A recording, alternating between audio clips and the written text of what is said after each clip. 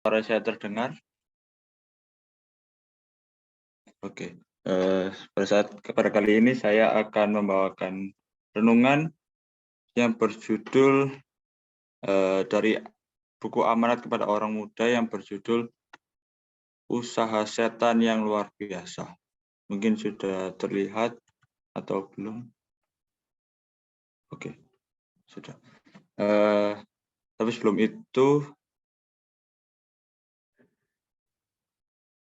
sebelum kita masuk kepada materi, kita sama-sama tunduk kepala, kita berdoa. Ya Tuhan, apa kami yang besar dalam surga, terima kasih atas murah kami, sehingga kami dapat bertemu di Zoom ini dengan tidak kurang apapun. Sebentar kami akan mendengarkan firman-Mu, kiranya apapun yang kami dengar, itu hanya berasal daripadamu, dan kiranya firman yang akan kami terima, dapat kami terapkan dalam kehidupan kami, dapat kami tanamkan dalam benak kami, supaya kami bisa menjadi orang yang lebih baik lagi. Berkati dari awal hingga akhir ya Tuhan, ampuni kesalahan kami banyak, dan kami serahkan dalam nama Tuhan Yesus kami berdoa, amin. Oke, usaha setan yang luar biasa. Jadi di kehidupan kita, sejak Adam dan Hawa jatuh ke dalam dosa, setan selalu berusaha untuk menyesatkan kita supaya kita semakin jauh dan tersesat dari jalan yang benar. Oke. Kepada saya ditunjukkan bahwa kita mesti dilindungi dari segala pihak dan kita harus bertetap melawan segala sindiran dan tipu daya iblis. Dia telah mengubahkan dirinya seperti satu malaikat terang serta menipu dan menawan beribu-ribu orang. Keuntungan yang diambilnya dari ilmu pengetahuan pikiran manusia luar biasa besarnya. Dalam hal ini, seperti ular ia menjalar masuk dengan tidak ketahuan, hendak merusakkan pekerjaan Tuhan. Segala mujizat dan pekerjaan Kristus itu dijadikannya perbuatan manusia. Jadi godaan pertama dari setan kepada manusia itu terjadi pada waktu di Taman Eden saat Hawa sedang berjalan di Taman Eden, lalu setan menjadi ular dan menggoda Hawa, dan akhirnya Hawa tersesat, dan akhirnya Hawa menggoda Adam dan juga mereka semua tersesat. Dan dampak dari dosa mereka menjalar hingga detik ini sampai kehidupan kita pada saat ini. Julukan iblis dalam Alkitab. Dalam Wahyu 9 ayat 11 dikatakan naga besar. Wahyu 12 ayat 9, si ular tua. Wahyu 20 ayat 2, penyesat seluruh dunia. Dan di 1 Yohanes 5 ayat 19 dikatakan si jahat. Dalam Yohanes 8 ayat 44, pembunuh manusia dan si pendusta. 2 Korintus 4 ayat 3-4, ilah zaman ini.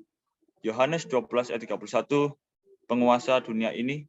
Efesus 2 ayat 2, penguasa kerajaan angkasa. Dan 1 Tesalonika 5 ayat 3 ayat 5, yaitu si penggoda. Jadi nama panggilan atau julukan dari setan ini sangat banyak di Alkitab. Oke.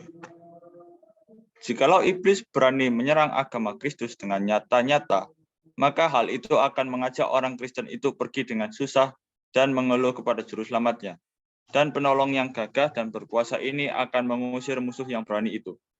Tetapi setan yang mengubahkan dirinya seperti satu malaikat terang, bekerja dalam pikiran memikatnya daripada jalan satu-satunya yang selamat dan benar.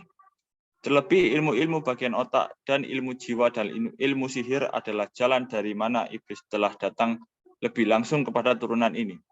Dan bekerja dengan kuasa tersebut yang akan menandakan pekerjaannya dekat kepada waktu penutupan pintu kasihan. Oke, mungkin salah satu atau godaan yang terbesar daripada setan yang diberikan kepada kita adalah benda ini, yaitu HP. Handphone ini dapat melakukan apapun. Kita bisa menyaring informasi, mengirim informasi di HP, dan apapun yang kita cari, misalnya di Google, itu semua yang kita cari pasti ada ada hasilnya. Jadi banyak sumber-sumber yang diberikan kepada kita, termasuk juga kesehatan. Bahkan mungkin digunakan lebih banyak untuk kegiatan-kegiatan yang negatif. Mungkin di handphone ini kita sebagai orang Kristen memiliki aplikasi Alkitab ya. Tapi kalau bisa dihitung mungkin seberapa sering sih kita membuka Alkitab di handphone ini, bahkan mungkin kalau dari saya sendiri masih kurang sering membuka Alkitab di HP. Bahkan mungkin cuma saya buka waktu sekolah Sabat, waktu ibadah di Zoom, jarang digunakan sehari-hari. Kita mungkin memang cenderung untuk bermain yang lain di HP, mungkin bermain game atau sosial media, dan juga nonton film atau YouTube dan sebagainya. Bahkan dengan HP kita sering melewatkan ibadah dan doa. Kita lebih memilih bermain daripada ikut ibadah ataupun doa. Setan membuat banyak orang percaya bahwa permintaan doa sia-sia adanya. Dan itu hanya satu peraturan cara rupa saja. Dia tahu benar-benar bagaimana perlunya terpekur dan permintaan doa untuk menjagakan pengikut-pengikut Kristus, buat melawan kecerdikan dan tipu daya iblis. Akal jahat iblis akan membelokkan pikiran dari latihan yang penting ini, supaya orang jangan bersandar akan bantuan dari Yang Maha Kuasa dan mendapat kekuatan dari Dia untuk melawan segala semu dayanya. Adalah berguna sekali bagi maksud iblis kalau kita mulai lalai dalam permintaan doa, karena dengan begitu kita gampang menerima tipu muslihatnya. Setan mencapai tujuannya oleh menghadapkan kepada manusia segala pencobaan-pencobaan tipu daya dengan mana dia tidak berhasil dalam mencobai Kristus. Ada kalanya dia datang dengan merupakan diri seperti seorang muda yang cantik atau seperti satu bayangan yang elok. Dia mengadakan kesembuhan dan dia disembah oleh orang fana yang tertipu sebagai seorang yang berbuat kebajikan pada manusia. Jadi kadang-kadang iblis ini menggoda kita dengan wujud yang cantik, dengan bentuk yang menarik, seperti mungkin pada waktu di Taman Eden, dia berwujud ular yang sangat indah, yang memiliki sayap, yang memiliki kaki, dikatakan seperti itu. Tapi nyatanya ajaran dia menyesatkan. Seperti saya sedang mempelajari di pelajaran agama kelas 12 saya, dikatakan seseorang yang menyesatkan bernama Nikolaus, dia memiliki teori atau doktrin yang mirip-mirip tapi sebenarnya itu salah, yaitu sekali selamat tetap selamat. Jadi tidak peduli kita mau berbuat apa, saat Tuhan katakan selamat kita tetap selamat, padahal itu salah. Kita masuk surga diukur dari kita melakukan kehendak Tuhan, bukan karena dikatakan selamat tetap selamat. Oke. Makin dekat kita pada waktu penghabisan, pikiran manusia akan lebih bersedia dipengaruhi oleh tipu muslihat iblis. Dia mengajak manusia yang fana dan yang sudah tersesat itu akan mengatakan bahwa pekerjaan dan mujizat-mujizat Kristus berdiri di atas azas-azas umum. Setan selalu berusaha akan memalsukan pekerjaan Kristus serta menetapkan kuasa dan haknya sendiri. Umumnya dia tidak buat ini dengan nyata-nyata serta berani. Dia amat cerdik dan mengetahui betul bahwa jalan yang terbaik supaya bisa mencapai maksudnya, yaitu datang kepada manusia yang sudah jatuh itu seperti satu malaikat terang. Orang-orang yang telah mencobai setan supaya mencobai mereka itu akan terpaksa bergumul dengan sekuat-kuatnya buat melepaskan diri dari kuasanya. Kalau mereka mulai bekerja untuk dirinya, nanti malaikat Allah yang mereka telah duka citakan akan datang menolong mereka itu. Setan dengan malaikat-malaikatnya juga tidak mau melepaskan mangsanya. Mereka mulai bertengkar dan berperang dengan malaikat-malaikat suci, dan peperangan itu amat hebat. Apabila orang-orang yang sudah tersesat itu terus berseru dan mengaku dosanya dengan rendah hati, segeralah malaikat-malaikat yang gagah perkasa akan datang dan rampas mereka dari kuasa-kuasa malaikat yang jahat. Jadi setan dengan malaikat-malaikatnya juga tidak mau melepaskan kita sebagai mangsanya yang dihasut oleh setan. Tetapi malaikat Tuhan juga tidak mau kita dihasut oleh mereka, dan malaikat-malaikat Tuhan tetap berharap bahwa kita tetap di jalan yang benar. Jadi mereka ini merebutkan kita, tetapi di luar daripada itu pilihan ada di tangan kita. Apakah kita mau mengikuti kuasa setan atau kuasa Tuhan? Setan sudah datang kepada Kristus di padang belantara dengan rupa seperti satu orang muda yang cantik. Rupanya lebih mirip pada satu raja daripada satu malaikat yang sudah berdosa.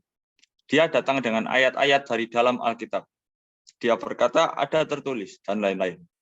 Juru selamat yang menanggung sengsara menyahut padanya dari Alkitab, katanya ada juga tertulis. Setan menggunakan keadaan Kristus yang lemah dan sengsara. Kristus sudah memakai peri keadaan manusia. Jadi Yesus saat puasa, saat berjalan di padang pasir, dia dihampiri oleh setan yang berwujud seperti orang muda, dan dia menguji iman dari Yesus.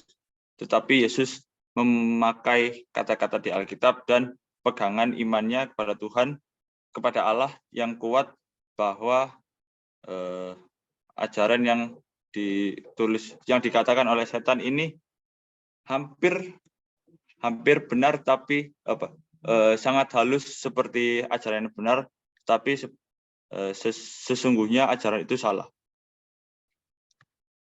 Kalau setan bisa menggelapkan dan menipu pikiran manusia dan menggerakkan manusia yang fana kepada pikiran bahwa dalam mereka itu sendiri adalah satu kuasa untuk mengadakan perkara-perkara yang besar dan baik, lantas mereka tidak lagi bersandar pada Allah buat melakukan segala perkara bagi mereka itu yang dianggapnya mereka bisa lakukan sendiri. Mereka tidak mau takluk lagi di bawah kuasa yang lebih tinggi. Mereka itu tiada memberikan kepada Tuhan hormat yang dituntutnya, yaitu hormat yang patut oleh karena kebesaran kemuliaannya. Waktu tirai itu diangkat dan segala keburukan abad sekarang ini ditunjukkan kepada saya, maka hati saya menjadi sakit dan semangat saya menjadi amat cemas. Saya melihat bahwa penduduk dunia sedang memenuhi cawan kejahatannya. Murka Allah mulai bernyala dan tidak akan bisa dipadamkan lagi sampai orang-orang berdosa dihapuskan dari dunia ini. Jadi pada saat ini bisa dibilang zaman akhir atau akhir zaman, manusia bertambah jahat, kejahatan-kejahatannya itu di luar otak kita, di luar dari ekspektasi yang normal. Kejahatan manusia ini semakin jahat dan semakin aneh kelakuan jahat mereka. Jadi murka Allah mulai bernyala dan tidak akan bisa dipadamkan lagi sampai orang-orang berdosa dihapuskan dari dunia ini. Jadi saat Tuhan datang ke dunia ini, Tuhan akan menurunkan murkanya supaya orang-orang yang berdosa, yang tidak bertobat akan binasa, supaya mereka tidak menderita dalam dosa. Selain itu, musuh Kristus yang paling hebat, dialah yang menjadi biang keladi dan pemimpin dari tiap-tiap rupa pemberontakan dalam surga di atas bumi. Marahnya bertambah hebat, dan kita tidak bisa insyaf akan kuasanya. Jikalau kiranya mata kita bisa terbuka dengan terang untuk melihat malaikat-malaikat yang sudah jatuh itu dalam pekerjaannya pada orang-orang yang merasa enak-enak saja dan berpikir bahwa mereka sentosa, maka tentu kita nanti tidak merasa begitu aman. Tiap-tiap malaikat-malaikat yang jahat itu mengikuti kita. Kita tentu sangka orang-orang jahat selalu sedia akan melakukan apa yang dianjurkan oleh setan. Tetapi sementara pikiran kita tidak terlindung daripada perkakas iblis yang tidak kelihatan itu, dan mereka akan maju serta mengadakan mujizat-mujizat dan perbuatan-perbuatan ajaib di hadapan kita. Apakah kita sudah bersedia akan melawan itu dengan sabda Allah, yaitu satu-satunya senjata yang kita bisa pakai supaya boleh menang. Jadi di sini satu-satunya senjata yang bisa kita pakai supaya bisa menangkis kekuatan dari iblis, yaitu dengan firman Tuhan dengan pendekatan kita kepada Tuhan, seperti berdoa, baca firman Tuhan juga, baca sekolah sahabat, dan lain-lain yang bisa mendekatkan kita daripada Tuhan, supaya kita bisa menang dari godaan-godaan setan, supaya di kemudian hari saat Tuhan datang, kita bisa sama-sama gembira jalan naik ke kerajaan surga. Mungkin hanya itu renungan singkat yang bisa saya bawakan, kiranya Tuhan memberkati.